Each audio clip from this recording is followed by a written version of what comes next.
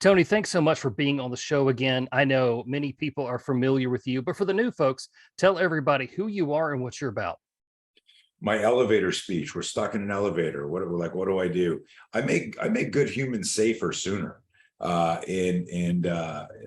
probably it. I mean, I've been studying violence, fear, and aggression for 4 decades now, which is insane to me. I turned 62 this year, and I've been involved in combatives and self-defense and martial arts like since I'm 7 years old, but I've been teaching since 1979, 1980. And I figured out through intuition, happenstance, luck, kind of like this archaeologist mindset. I'm always digging. I figured out a more effective way to teach people self-defense, and I want to make this distinction. This is self-defense and martial arts are completely different. You can't learn jiu-jitsu in a day. You can't learn to box in a day. You can't learn Krav Maga in a day. But you can learn the principles of self-defense in a day, 100%. Yes, and I agree. And that was something that a distinction that you made a few years ago, and something of yours that I was watching, and I was like, that does make sense. And that's a great segue into what we're going to talk about today. The last time you were on the show, we talked about No Fear, which was a program that was very beneficial to me in my life. And just recently, I got to learn from you when you came to the East Coast out at Sorinex, and we did Be Your Own Bodyguard. So tell us a little bit about that program. Yeah. So for people new just to this, and you're wearing the shirt, but they can't see it. No Fear is spelled K-N-O-W, and it's a very important reframe. It's this idea that and this is ironic, we need to stop being afraid of fear. Mm-hmm. The irony, of course, is of if you got fear, you're afraid of something. Right. It's this idea that if we study fear and we lean into it, what's the lesson we're supposed to learn here? Or what do I need to do to be safer, even though I'm afraid? And this could be financial, could be relationship, could be violence. That just makes you stronger, because it's now fear of the known, or respect for the known as opposed to unknown. And that was part of what started the whole Be Your Own Bodyguard movement back in the 80s. I created this, like, literally, we were using the Be Your Own Bodyguard as a trade name, as a kind of like as a call to action. You got to be. I would say to people in the seminars in the 80s, I go, hey, how many of you have families? Well, almost everybody, sister, brother, mother, daughter, son, whatever. Right. Almost everyone's in. There were very few people that were raised by wolves in the desert and came to these things. And so everyone, connected. I go, so let me ask you this. I go, you guys know what bodyguards do, right? And they go, yeah. I go, well, who has bodyguards? What type of people have bodyguards? And they say, incredibly wealthy people who can afford them. I go, okay, yeah. So that rules all of us out at the seminar. And they would laugh. I go, because a lot of those people, they're like, I don't need self-defense. I got a bodyguard. And they're thinking that way. And I said, well, instead of looking at it and isolating it as wealth, let's assign another label to it, and that's VIP. A very important person has a bodyguard, because you could have a politician, you could have an actor, you could have whatever. And I looked at them and I said, aren't you all VIPs to your families in your life? And it was trying to create like this rapport, emotional connection, that if you're facing some sort of threat, you metaphysically and metaphorically have a choiceless choice you need to make. You need to protect yourself or your family. And this is the No Fear connection, where someone goes, I agree with that, but I'm so scared, I don't know what to do. I'm so scared, I don't. And the program became literally, so Be Your Own Bodyguard became a program, but it was this idea, like, as much as professionals, law enforcement, guardians want to intercept on our behalf, in a real violent encounter, you and I don't even have time to dial 911. Right. And so I was telling people, you're the first responder in your confrontation. You're the first responder. People go like, well, no, I'm calling a first responder.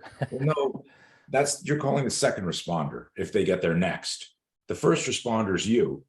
You can go and you're not responding. Right? It's just a play on words. Because Yeah. I'm trying to get people to go, oh shit, yeah, okay, Right. take ownership. And like I love the plays on words, right? Oh yeah. Responsibility with a hyphen, i.e., what is your ability to respond? And as as parents, as secure dads, we got to ask ourselves, like, what's I do another block. As I've gotten older, I find myself doing a lot of talks and conventions and conferences. And so I talk about no fear, KNOW, but I also talk about no blind spots, spelled KNOW. Do you know your blind spots? Because that's the metaphoric Achilles heel is, oh, I didn't know this confrontation was going to last 30 seconds because I can only run for 10. Oh, well, that's a blind spot. I didn't know there'd be two people. I thought there'd be one. No, that was when you were 11 years old, 40 years ago. That's how fights happen. That's not how they happen now. What's your blind spot? I don't know if you had a chance to look at yesterday's newsletter, but yes. a 61-year-old guy, right, is now dead in his neighborhood. He got sucker punched in a quick little mugging. Ended up, because of how he hit his head, he died five days later. And all of that, and I hesitated using it as an example, and literally that I got an email from a guy new to our program saying, "Did you see this? This is horrific. What are your thoughts?" And it was his email yesterday question to me that inspired the newsletter yesterday. And pardon me while I'm doing that, because I'm so, again, my integrity is not for sale. I'm very conscientious about this. I never want to come across like I'm exploiting violence, but I want to shake people and go, look, this guy knew bad shit was happening. Every victim of violence who lived to tell the tale said they had a bad feeling before the attack. This guy knew something was off there. Unfortunately, he's dead, so we can't verify that. But I have, after 40 years of interviewing victims of violence, every single one of them said, I knew something was wrong. But this is the no fear connection, because underneath all of your Krav Maga, jiu-jitsu, taekwondo, boxing, spear, whatever you're doing, underneath that is like, holy shit, like that deep breath of fear. Is this really happening? The denial and the cognitive bias of cognitive dissonance, all these things that make us, this isn't happening to me. I can't believe it. No, that person wouldn't do that. Anyways, don't get me started. Too late. Well, you that was one of the things you talked about in the seminar was, people who have that bad feeling and they ignore that bad feeling. And I'll tell you something, this really doesn't involve violence, but I recently bought a new dishwasher, and this guy comes, he's a subcontractor to install it. I mean, I can install a dishwasher, but if I can get it installed for free, why not? So this guy shows up to the house, and I'm like, he doesn't look like a technician. He doesn't look like he's happy to be there. And I texted my wife, I was like, hey, the guy's here, but I got a bad feeling about this. And he ended up flooding half of my kitchen. And so it was just like that intuition moment. I thought about you, and I'm like, well, this isn't violence, thank goodness. It's just a home project here that's gone awry. Please let me rant on this for a moment. Sure, go for it. I got an email this morning from a guy who follows us online and consumes our material, and he starts the same way. Hey, this isn't like conventional self-defense, because people think, if you listen to my message enough, I tell people self-defense must be holistic. It's if you're looking at the label on some food you might give to your kids or put in your body, that's a form of self-defense. If you go, I'm going to stop brushing my teeth from here on in, and they're like, someone's going to say, well, wait a minute, that could lead to some really serious health issues. That's a form of self-defense. You look both ways before you cross the street. That's a form of self-defense. So in like the decades of me just obsessing on how do I make people safer, and you've heard me talk about this before. You heard it at the Your Own Bodyguard seminar, and I'm no doubt I mentioned it in our first podcast, but the 3 I's: instincts, intuition, intelligence. Instincts, intuition, and intelligence. So your instincts are hardwired. Your intuition is, I know something about this, but I really don't have any evidence yet.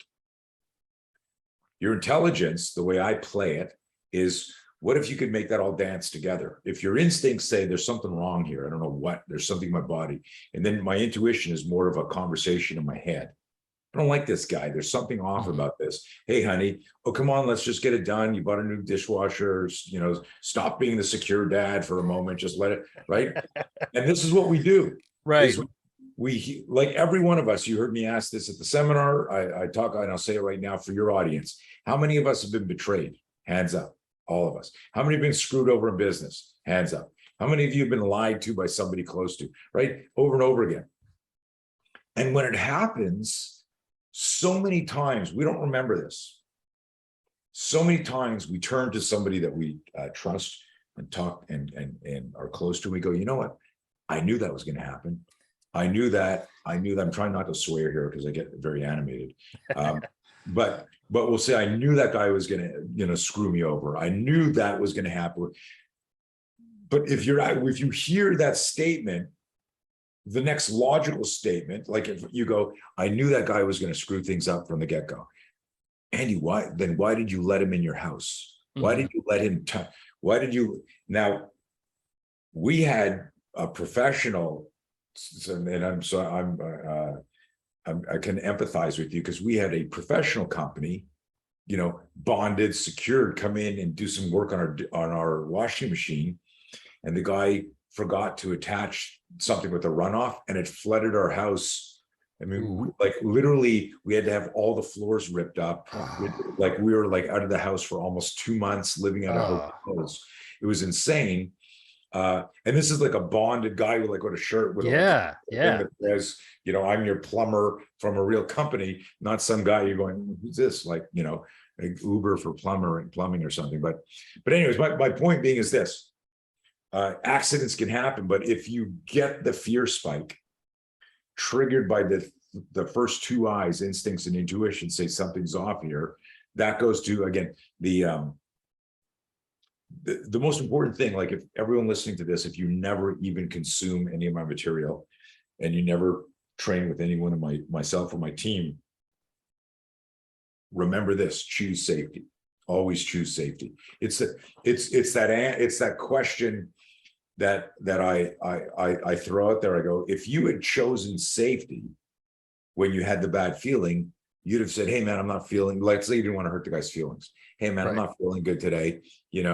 There's that flu stuff that's going around. Sure. Hey, sorry man, I'm going to reschedule. And then you call up the company and go hey, I don't want to let that guy in my house. And if you weren't home and the wife was home, does that turn into something else? And you let somebody who doesn't want to be there, who hates his life and hates his job in your house, and they go, oh, and he's got a nice TV, and look over there, look at. I mean, that's how we had a home invasion in 2010 in Virginia Beach, and one of the guys that came back and stuck a gun in my wife's face when I wasn't home was part of a car wash company that had worked the cars in the neighborhood. And during the car wash, I asked my wife, hey, can I use your bathroom, please? And she brought him into the house, and he was obviously casing the house. Right. So trust your gut, trust your there's no downside to choosing safety, man. Right. And that's what I wanted to talk to you about, because you made, and this has made a big impact on me in our training. There's a difference between playing it safe and choosing safety. So kind of walk us through what playing it safe is and why it's not so good, and why choosing safety is good. Well, all of us fear something except for the unicorns in our life, right? We all had a friend in school that, he was a unicorn. He was great at athletics. He always had the prom queen, it was a given, whatever. But the rest of us, we deal with fear, and I'm reticent to say this, but a mild anxiety about things. How's my life going to turn out? How are my kids going to turn out? How's my speech going to turn out? How's this podcast going to go? Right? Think about, if you can think back to when you started having the idea to start a podcast, and then how long it took you to start. Like it wasn't like Friday night, I think I'm going to start a podcast, and you ordered equipment.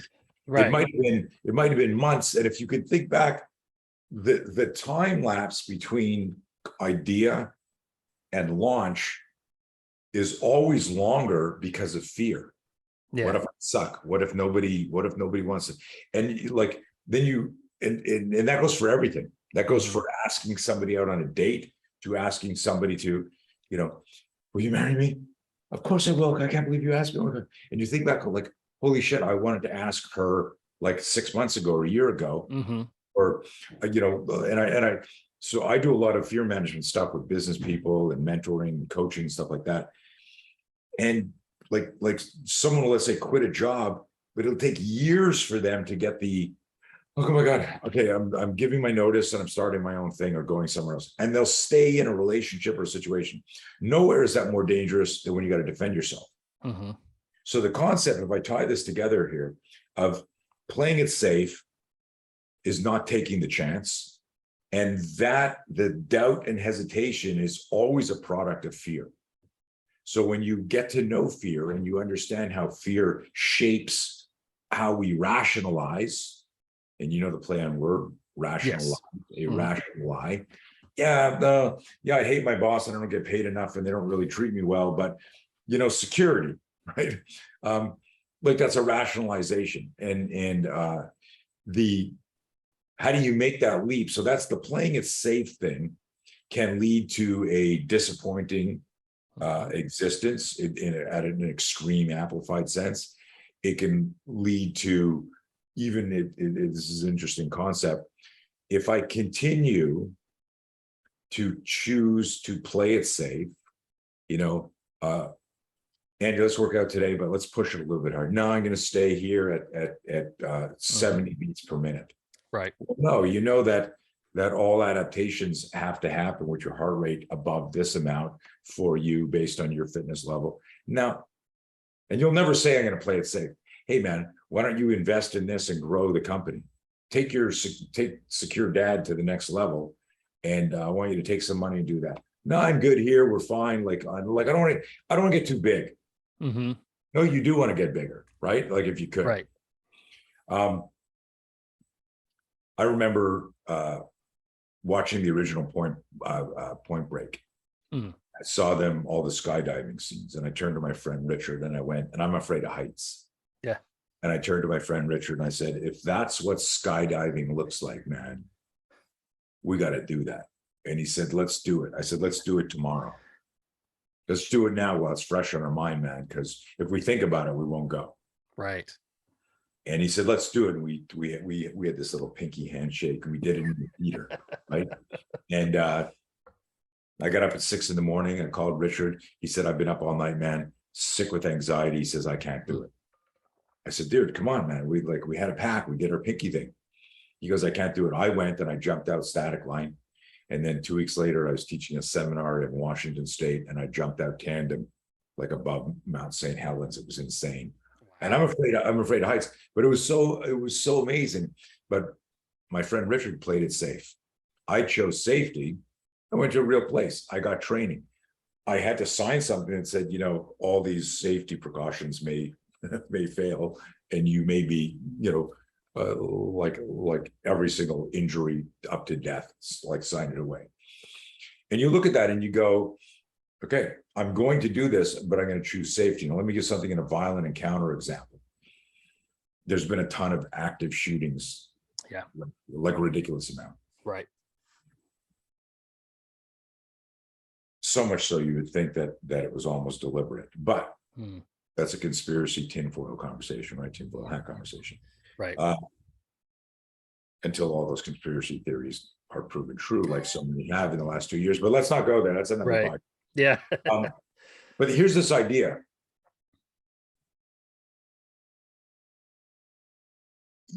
God forbid you're in a situation.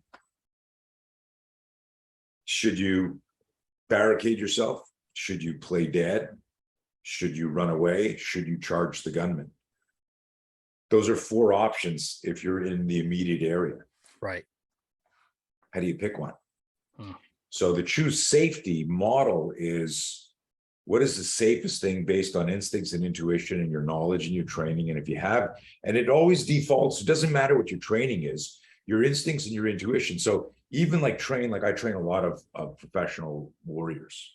I train every, you know this, like every service branch I've done work with. Right. And there are so many stories of guys that are,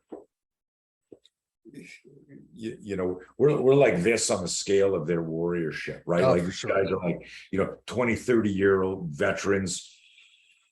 And they'll tell stories of like coming up on a door and pausing and then holding, and then all of a sudden like boom, an ambush is triggered. But what made the guy not run in the door, what made him pause, was the 3 eyes, applying the 3 eyes. Even though he might not be able to articulate it, he chose safety without using our language.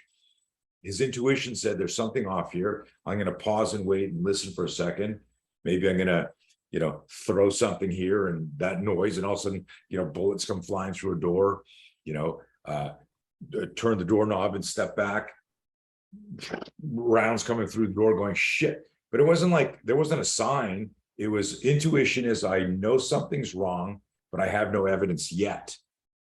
You had your evidence for the dishwasher catastrophe after, right? Right. If the guy said, hey, could you show me your video of your last job? And he goes, yeah, it's like, here's a flooded kitchen. You go, no, you're not coming in, right? So choosing, and I forgot to tell the story. I got this email this morning from a guy, you telling the same story. He goes, hey, this isn't like a fight type thing. He says, but I'm one guy from Australia. He says, I just read your newsletter, been consuming your material, because the most important stuff that we teach people, is the 3 eyes and no fear, not the spear system and not our physical stuff.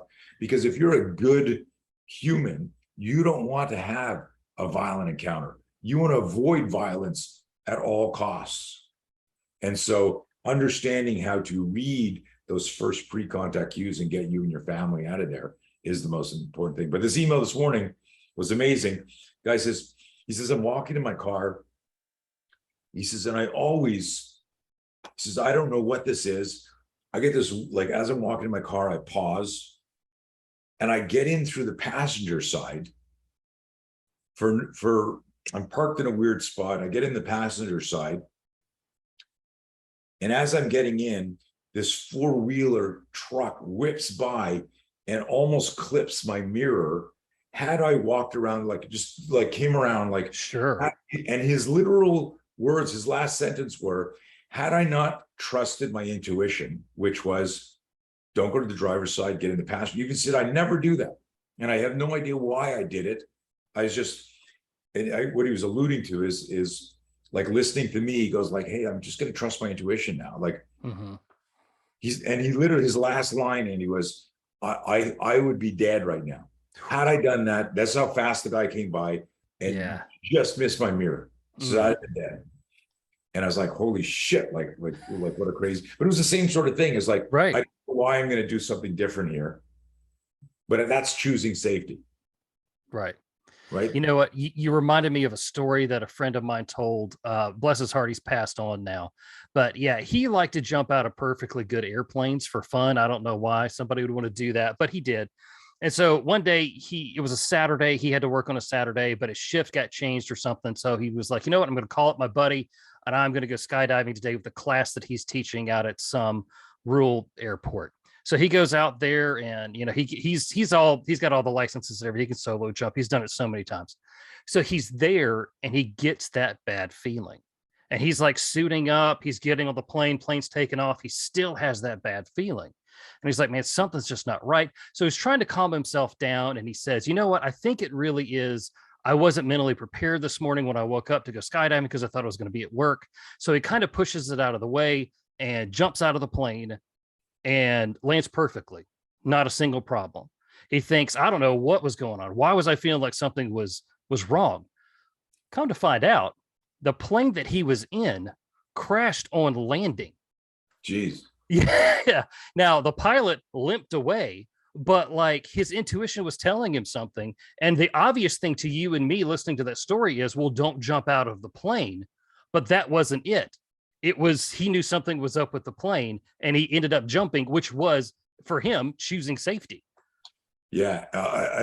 So if I was there and he said to me, "Hey man, you're that choose safety guy. What's going on here?" Mm-hmm.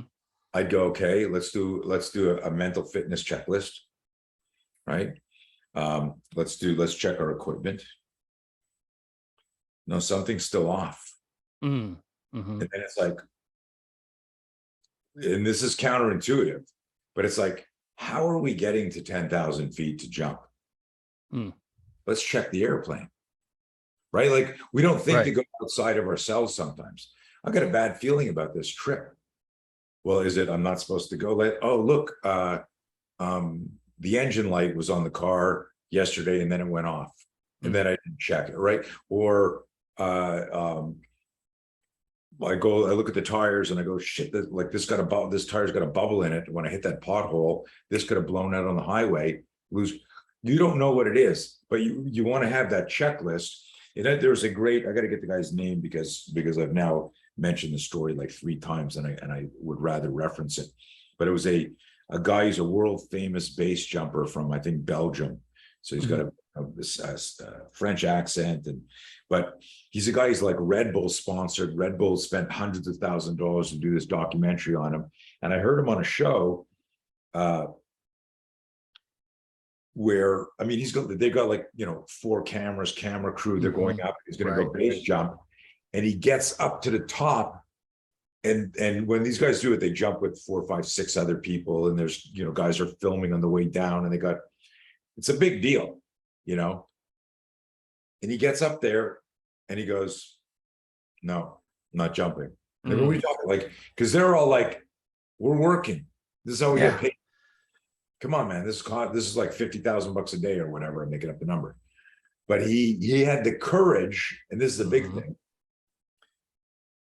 Fear of letting down the team, fear of letting down your parents, fear of letting yourself down can make you acquiesce or just like cave in to, I have a strong feeling about this, and that's how, when I ask you, have you ever been screwed over? Yeah. Did you ever afterwards say, I knew that was going to happen? Yeah. If you can go back in time and think about what was the conversation you had with yourself that allowed you to shut down your intuition, and what does it cost us in US currency to listen to our intuition? What could it cost us if we don't listen to our intuition? Everything. So it's a neat thing. It's a subtle thing. The playing it safe versus true safety. When I deeply explain true safety, like I feel like I'm doing a pretty thorough job here on your talk. Right. But I always throw that in there, like when you heard me say, don't confuse the two, because there's always one person who's not listening carefully. And when I say not listening carefully, they're listening through a fear filter. They're listening through their own erroneous beliefs or their own misguided, values regarding self-defense. So when I say choose safety, I always throw in, don't confuse that with playing it safe, because a lot of times people, I mean, how many people have you talked to where you go, dude, I got your text. What are you talking about? And then you go, dude, read the text again. And they read it quickly, but their brain is actually making these abstractions. They're not like reading carefully. Their unconscious bias is filling in the blanks or making assumptions. So that's what's happened. I've been using that choose safety for years. And and in every class, I go, does anyone have any questions about this? There's always one person going, but if you're always playing it safe, is that whoa. When I never said play safe. I never said play it. That's how they, selective listening. And that's how they hear it. So I always throw it out there now because sometimes I just don't have time to get into it. I go, so it's just it's a caution. Right. Right. That's true. One of the things that I heard you say a long time ago, and I really appreciated this aspect of it, was you talk a lot about when with the startle flinch ambushes and the emotional response that we have to being attacked, to being ambushed. And you talk about that, and you're like, yeah, well, of course you're going to have an emotional response to being targeted and being attacked. But you got to work through that. And I always thought, in the limited time, in the limited chances of violence that I've had in my life, like I found myself getting caught up on the fact of, why am I being chosen? Why am I being picked on? And I don't have time to think about that at that moment, right? Yeah. It's like, hold on a second, let me meditate here. Can you just stop stabbing me, please, for a second? Right. Yeah. I have to come to grips with this. Please wait. I just got to clear my mind Right. and zen about this. Yeah, I mean, listen, a lot of martial art and self-defense messaging is, when this happens, you'll just do this if you're trained properly. If you look at CCTV of violence all over the world, including violent encounters with military individuals in the military, violent encounters with cops, violent encounters with bodyguards and security, you can go online and look at, like, literally thousands of street fights. Oh yeah. With experienced bouncers, with cops. 97% of them look like shit. It's just like, it's people improvising. Mm-hmm. People like, hands up, flinching, swinging. And like some of these are like with guns, with bats, with knives, with chains. Everyone looks like they're improvising. They don't look like they're trained in anything. If you, at a certain level, if you go, well, how is it that somebody who's trained to move a certain way can't move a certain way during a real violent encounter?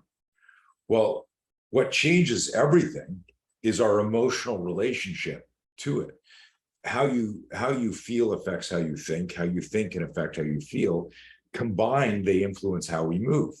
So if I say to you, Andy, since our last talk, you've gotten way better at podcasting and interviewing and engaging, very, very natural. And guess what?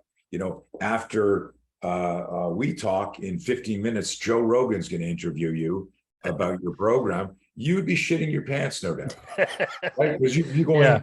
Like, this is like one of the most famous guys in the world and the biggest podcast in the world. Am I right? I mean, like, oh yeah, I love somebody Joe. called you and said, "Hey, I got you a spot on Joe Rogan." Mm-hmm. You might go, yeah, and then you start thinking about it. You're like, oh my God, what if I suck? What if I don't? Right. I'm a fear management expert. There's a couple of people that I've been near that I hold in such awe and esteem that I'm like speechless. And so we talk about this, you asked me about self-defense and emotion. If self-defense gets substituted, remember I talk about it holistically with, if I say to you, hey man, like, that was a stupid fight you had, you need to go apologize to your wife right now. Mm-hmm.